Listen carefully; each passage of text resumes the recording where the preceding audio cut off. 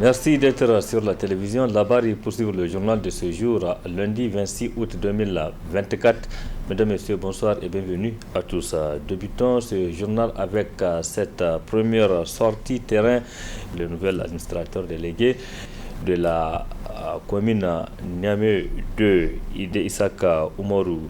Il s'est rendu donc ce matin dans plusieurs services relevant de son entité administrative. Il s'est agi donc pour le nouvel administrateur délégué de constater les conditions de travail des agents et de les encourager. C'est ce que vous allez voir dans ce reportage signé Ismaël Moumouni et Nasser Seydou. Être en contact direct avec le collaborateur relevant de son entité administrative, c'est ce qui a conduit l'administrateur délégué de l'arrondissement communal Niamey 2 au commissariat de police Bukoti, à l'état civil de Bukoti, au commissariat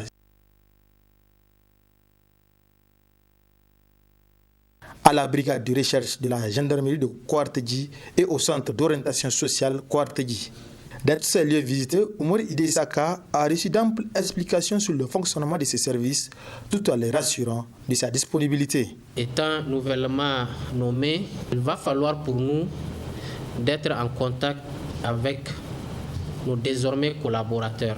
Les collaborateurs avec lesquels nous sommes tenus de travailler pour réussir notre mission.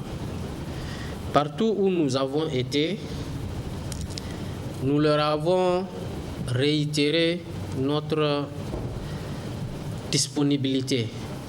Nous leur avons également réitéré notre détermination à œuvrer ensemble pour relever les défis qui s'offrent à nous.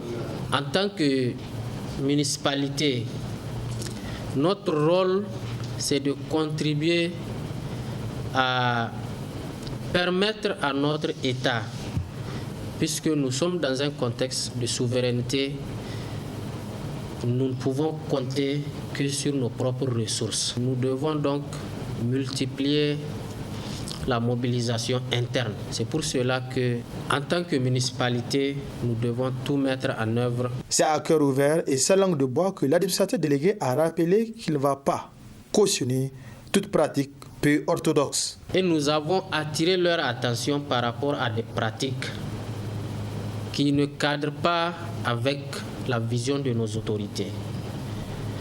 Des services sont gratuits, il faut bien qu'ils restent gratuits. Là, nous avons en tout cas été fermes et nous leur avons dit, conformément aux orientations de nos plus hautes autorités, que le service public, en tout cas partout où il est gratuit, doit rester gratuit. Et nous leur avons demandé de traiter avec égard les usagers. Nous n'allons jamais accepter des pratiques tendant à enlever la dignité de ceux qui viennent pour des services dans notre administration. Pour joindre l'acte à la parole, l'administrateur délégué de l'arrondissement communal Niamey 2, Oumar Ide Isaka, s'est rendu au niveau des lieux des ventes de céréales à prix modéré. Et c'est lui-même qui a rempli les tasses destinées à la vente.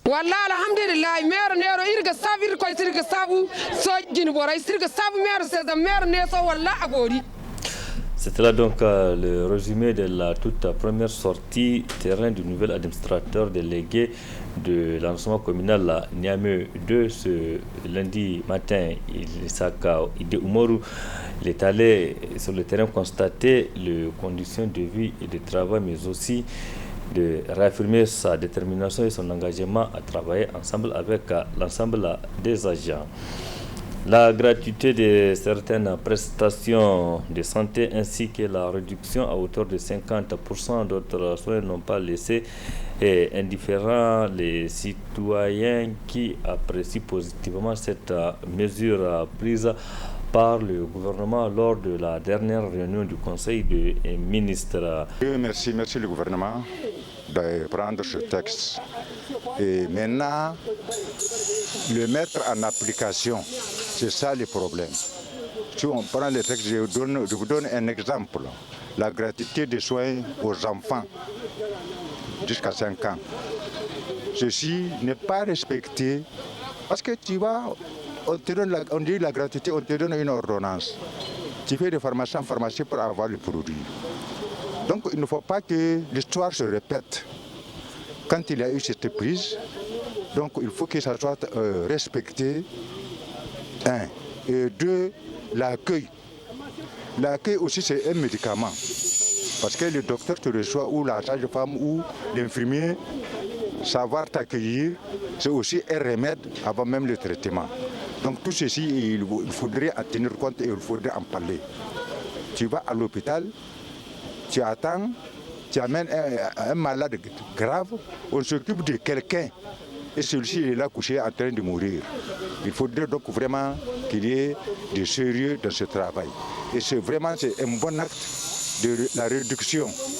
Et notre souhait serait les retraités qu'on les réduise encore. On remercie vraiment de l'acte que le gouvernement a posé.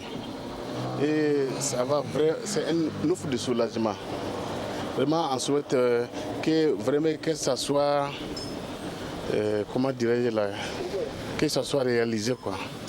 C'est tout ce que j'ai à dire. Concernant la gratuité, vraiment c'est un soulagement pour les citoyens. Parce que la santé avant tout.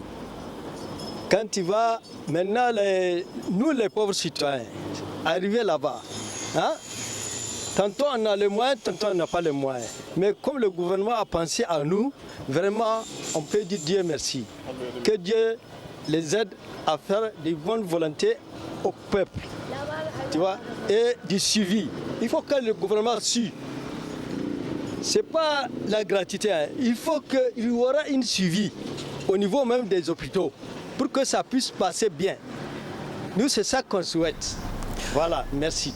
C'était là donc les réactions de quelques citoyens nigériens qui appréciaient la décision prise par les autorités de réduire à hauteur de 50% les frais de soins de santé dans les centres de santé et hôpitaux publics du Niger. Les citoyens qui demandent aux autorités donc un suivi régulier de cette décision une fois appliquée. Notre rubrique santé de ce jour se penche sur les signes cliniques des maladies cardiovasculaires. Comment donc ces maladies se manifestent? Réponse avec professeur Ibrahim Ali Touré, le cardiologue et chef service cardiologie de l'hôpital Amir Boubacar au CHU de la Mordée. Les maladies cardiovasculaires ont plusieurs types de manifestations selon bien sûr la maladie cardiovasculaire en question. Pour l'hypertension artérielle, qui est la plus fréquente, c'est essentiellement des maux de tête. Des maux de tête qui donnent des céphalées. Vous voyez, nous avons fait une étude sur l'hypertension artérielle. Ça, c'est sur l'ensemble, les facteurs de risque sur l'ensemble des différentes régions. On a fait plus de 43 000 relevés tensionnels sur l'ensemble du territoire national. 43 800, je crois, 37 relevés tensionnels où on a prélevé dans toutes les régions, la région de Tillabéri, la région de Niamey, de Dosso, de Tawa, d'Agadez, jusqu'à Zender et Difa, pour pouvoir avoir le taux de prévalence national. Et on a vu vraiment que les principaux signes de ces maladies, c'est de cette maladie qui est l'hypertension artérielle, c'est d'abord les maux de tête, les vertiges et également pour certains des saignements de nez. Et certains ont des troubles visuels, ils ne voient pas très bien, certains sont essoufflés au moindre effort, d'autres quand ils veulent faire un effort, ils ont mal dans la poitrine. Donc tous ces gens, ce sont des gens, dès que la tension est élevée, il faut qu'ils viennent en consultation pour leur permettre de pouvoir faire le contrôle et faire un bilan. C'est l'occasion de lancer un appel à la population pour se faire dépister. Au moins dans l'année une fois, aller se faire contrôler la tension artérielle et faire un petit bilan s'il y a des signes de suspicion pour pouvoir être traité contrôler cette tension, parce que si rien n'est fait, à long terme, ça va provoquer des dégâts comme ceux qu'on a cités tout à l'heure, et cela peut avoir des conséquences parfois non seulement fonctionnelles, mais également des conséquences même vitales, parce que ça peut donner des cas de courte maladie, de mort subite. Professeur Ibrahim Ali Touré, cardiologue, qui nous expliquait donc les signes cliniques des maladies cardiovasculaires. Autre aspect de cette édition, dans la série de reportages sur la Direction générale des impôts en vue d'une mobilisation des ressources internes, la rédaction de la télévision Labari s'est intéressée aujourd'hui donc au principe de retenue à la base.